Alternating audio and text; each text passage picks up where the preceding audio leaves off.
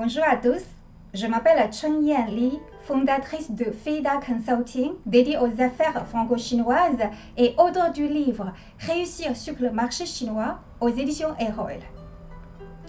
En France, face à une situation extrêmement compliquée, ne dit-on pas c'est du chinois ou le casse-tête chinois? Alors, que faut-il faire pour réussir la collaboration avec les Chinois? Un vieux proverbe chinois dit « Chercher un terrain d'entente tout en gardant ses différences », ce qui me semble être la réponse parfaite à cette question. Il y a beaucoup de clés pour réussir la collaboration avec les Chinois. Je vais vous en détailler 3 qui me semblent essentielles.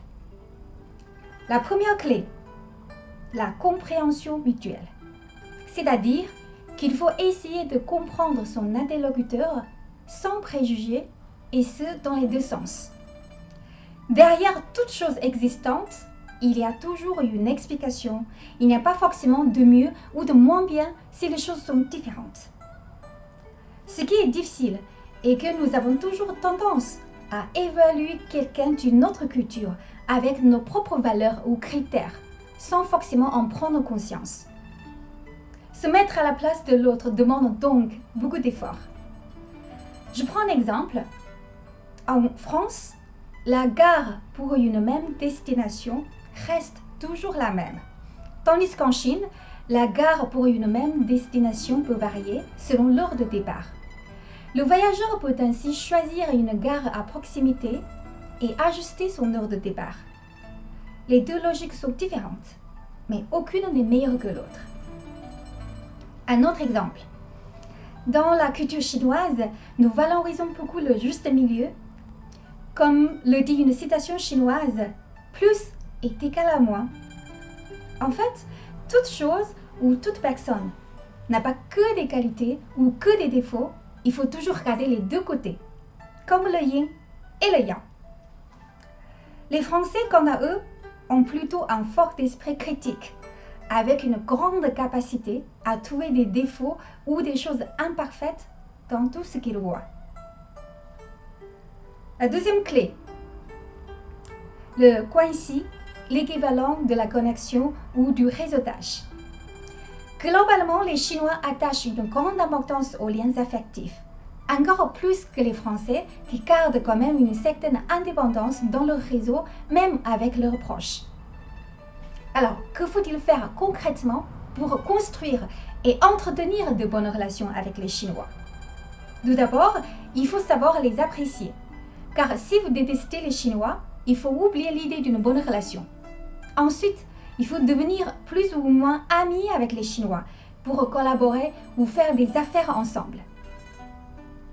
Dans la construction et l'entretien du guanxi, il y a plusieurs mots-clés. La connexion émotionnelle, la réciprocité et l'aide. Beaucoup d'entre vous savent déjà qu'il ne faut pas faire perdre la face à un Chinois ou qu'il faut se revoir assez souvent pour manger, boire et rire ensemble. Je vais vous donner un autre exemple lié à la réciprocité. Un proverbe chinois dit « La courtoisie nécessite la réciprocité ». Par exemple, si aujourd'hui j'aide quelqu'un avec mes ressources et mes réseaux, la fois prochaine, il devra me renvoyer l'ascenseur. Ou si je voyage à Pékin et que je revois quelques amis chinois, normalement, je dois préparer un gâteau pour chacun d'entre eux et eux, normalement, ils devront m'inviter au repas lors de nos rencontres à Pékin. La générosité et l'hospitalité sont en effet très appréciées dans la culture chinoise. C'est pour cela qu'il faut toujours bien s'occuper de ceux qui viennent de loin. Confucius a dit « N'est-il pas merveilleux d'avoir des amis venant de loin ?» Raison pour laquelle, quand un partenaire chinois reçoit un partenaire français en Chine, il lui envoie souvent une voiture privée pour l'accueillir à l'aéroport, lui planifie tous ses repas et les spectacles en soirée et même des visites dans la ville. Il lui envoie aussi une voiture à l'aéroport pour le raccompagner lorsqu'il repart en France. La troisième clé, le pragmatisme, qui est une valeur centrale en Chine. En Chine, par exemple, l'interprétation de l'efficacité est souvent liée à la vitesse, c'est-à-dire qu'il faut prendre des décisions rapidement et aller vite, même en prenant des risques. En Chine, on teste, puis on réajuste ces solutions en permanence. En France, très souvent, avant d'engager des actions, on prend beaucoup de temps pour bien discuter en amont, analyser les causes et les conséquences et réduire les risques.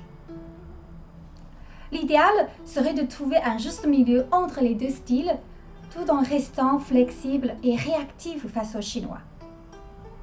Un autre exemple, un proverbe chinois dit « Un canal se forme quand l'eau arrive », tandis qu'en Occident, l'approche serait plutôt de construire d'abord le canal, avant l'arrivée de l'eau.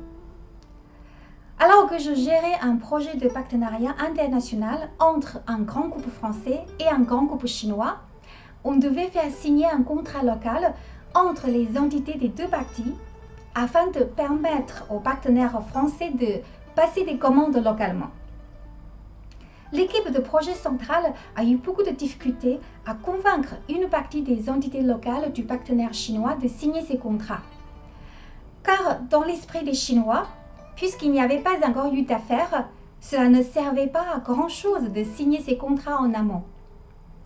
Du côté français, le canal devait d'abord être construit pour que tout soit prêt le jour où il y aurait des affaires à faire ensemble. La collaboration dans un contexte interculturel ou franco-chinois est un sujet passionnant.